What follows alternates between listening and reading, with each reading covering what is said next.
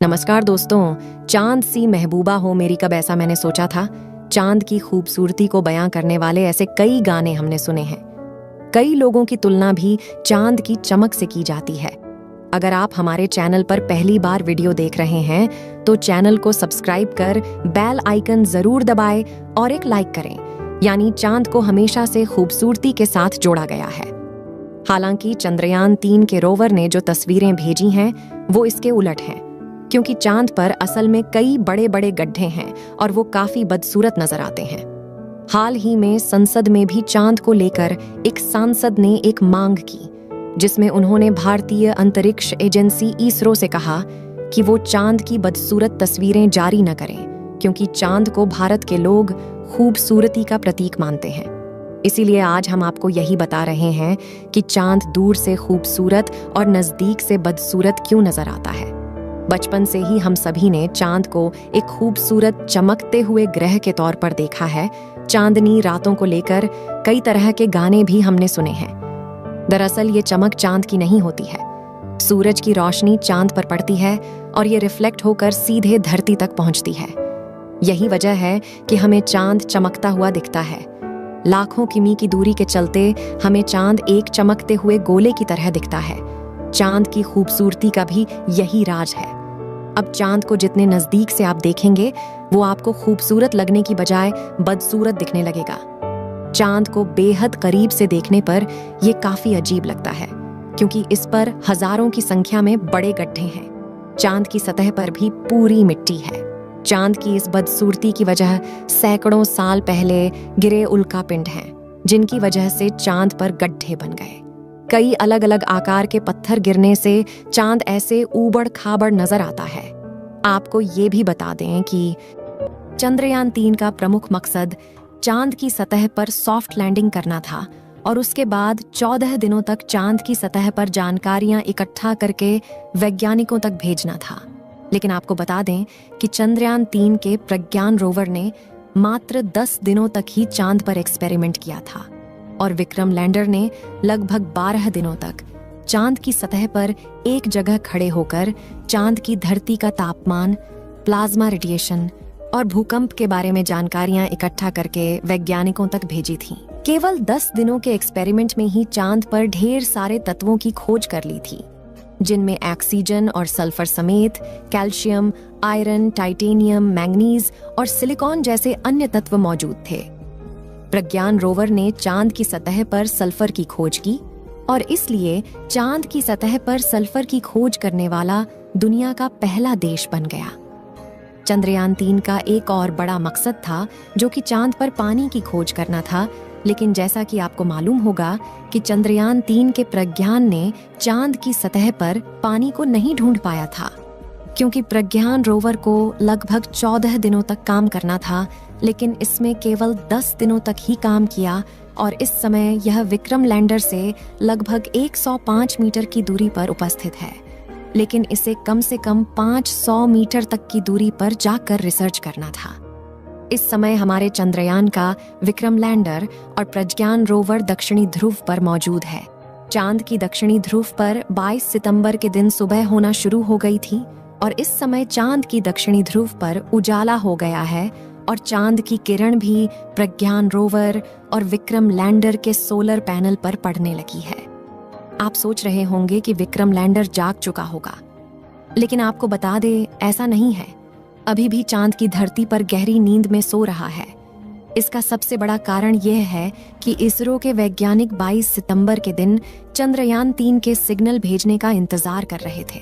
वैज्ञानिकों को इसका इंतजार था कि अगर विक्रम लैंडर चांद पर -250 डिग्री सेल्सियस की कड़ाके की ठंड से बचा होगा तो वह हमारे पास खुद ही सिग्नल भेजेगा कि हम अभी भी सही सलामत बचे हुए हैं।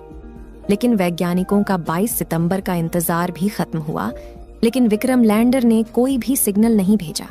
आपको बता दें कि इसका मतलब यह नहीं है कि चंद्रयान 3 का विक्रम लैंडर कभी भी नहीं जागेगा। जैसा कि हमने बताया कि चांद पर 14 दिनों की रात होती है, जिसके कारण वहां का तापमान काफी ज्यादा घट जाता है और 14 दिनों में लगभग घटकर -250 डिग्री सेल्सियस तक पहुंच जाता है। अगर इतने तापमान में किसी भी इलेक्ट्रॉनिक इंस्ट्रूमेंट को रख दिया जाए तो उसका दोबारा से काम कर पाना नामुमकिन होता है। लेकिन वैज्ञानिकों को इसके बारे में पहले से पता था, इसलिए विक्रम लैंडर और प्रज्ञान रोवर की बैटरी और उसके इलेक्ट्रॉनिक इंस्ट्रूमेंट को काफी ज्यादा इंसुलेटर जैसे पदार्थ का इस्तेमाल करके बनाया था, जिससे कि चांद पर कड़ाके की ठंड में भी इनके इलेक्ट्रॉनिक इंस्ट्रूमेंट सही सलामत बने रहे और जैसे ही चांद पर सुबह हो दोबारा से काम कर सके। चांद पर 20 सितंबर के दिन सुबह हो गई थी और 22 सितंबर के दिन चांद थोड़ा थोड़ा धरती से दिखना भी शुरू हो गया था। वैज्ञानिक 22 सितंबर का इंतजार इसलिए कर रहे थे क्योंकि चांद धरती से दिखने लगे, जिससे कि चांद पर उपस्थित चंद्रयान 3 से आसानी से संपर्क किया जा सके। लेकिन आपको बता दें कि वैज्ञानिकों ने 22 सितंबर के दिन चंद्रयान 3 को सिग्नल नहीं भेजा। इसका सबसे बड़ा कारण यह है कि जब चांद की रात काफी ज्यादा ठंडी हो गई थी तो विक्रम लैंडर के सारे इंस्ट्रूमेंट का तापमान काफी ज्यादा कम हो गया था, जिसका तापमान बढ़ने के लिए वैज्ञानिक इंतजार कर रहे थे। लेकिन इस समय विक्रम लैंडर और प्रज्ञान रोवर का टेम्परेचर सामान्य हो चुका है और वैज्ञानिकों का चंद्रयान 3 के विक्रम लैंडर से संपर्क करने का प्रयास जारी है। 22 सितंबर की रात को ही वैज्ञानिकों ने चंद्रयान 3 के विक्रम लैंडर से संपर्क करने का प्रयास करना शुरू कर दिया था और उन्होंने ट्विटर पर पोस्ट के माध्यम से जानकारी देते हुए बताया कि अब हम विक्रम लैंडर से संपर्क करने का प्रयास कर रहे हैं। हैरानी की बात यह है कि अभी तक विक्रम लैंडर की ओर से कोई भी सिग्नल प्राप्त नहीं हुआ है।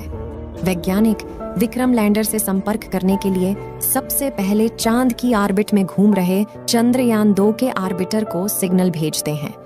उसके बाद चंद्रयान 2 का ऑर्बिटर सिग्नल को रिसीव करके चंद्रयान 3 के विक्रम लैंडर के पास भेजता है। आपको बता दें कि विक्रम लैंडर ने अपने एक्सपेरिमेंट द्वारा पता लगाया है कि चांद की ऊपरी सतह का तापमान और चांद की भीतरी सतह के तापमान में काफी ज्यादा अंतर पाया जाता है। जब चंद्रयान 3 का विक्रम लैंडर और प्रज्ञान रोवर चांद पर रिसर्च कर रहे थे तो उस समय चांद का तापमान 20 डिग्री से 35 डिग्री सेल्सियस के बीच था। चंद्रयान 3 के फिर से जागने के लिए आपकी काफी ज्यादा दुआओं की जरूरत है, क्योंकि इस समय वैज्ञानिक संपर्क करने का काफी ज्यादा प्रयास कर रहे हैं, लेकिन अभी भी चंद्रयान 3 से संपर्क नहीं हो पा रहा है। ऐसे में वैज्ञानिकों में डर और चिंता का माहौल छाया हुआ है कि क्या चंद्रयान 3 जागेगा या फिर नहीं। वैज्ञानिकों ने बताया कि अगर चंद्रयान 3 नहीं जागता है तो उसका विक्रम लैंडर और प्रज्ञान रोवर राजदूत बनकर हमेशा के लिए खड़े रहेंगे और भारत का झंडा लहराते रहेंगे। फिलहाल अभी भी वैज्ञानिकों के द्वारा प्रयास किया जा रहा है। हो सकता है कि विक्रम लैंडर का तापमान जैसे जैसे और बढ़े उसके सारे इंस्ट्रूमेंट काम करने लगे। आप सभी लोग चंद्रयान 3 के दोबारा से चलने की दुआएं कमेंट बॉक्स में करते रहे, क्योंकि अब चंद्रयान 3 का जागना काफी ज्यादा मुश्किल माना जा रहा है। आप सभी लोग चंद्रयान 3 के दोबारा से चलने की दुआएं कमेंट बॉक्स में करते रहे, क्योंकि अब चंद्रयान 3 का जागना काफी ज्यादा मुश्किल माना जा रहा है। इस वीडियो को एक लाइक जरूर करें और अपने मित्रों तक इस वीडियो को शेयर करें ताकि उन्हें भी जानकारी मिल सके, और अपने भरोसेमंद चैनल को सब्सक्राइब जरूर करें और बेल आइकन को ऑल पर सिलेक्ट करना बिल्कुल ना भूलें। मिलते हैं किसी और नॉलेजेबल वीडियो के साथ।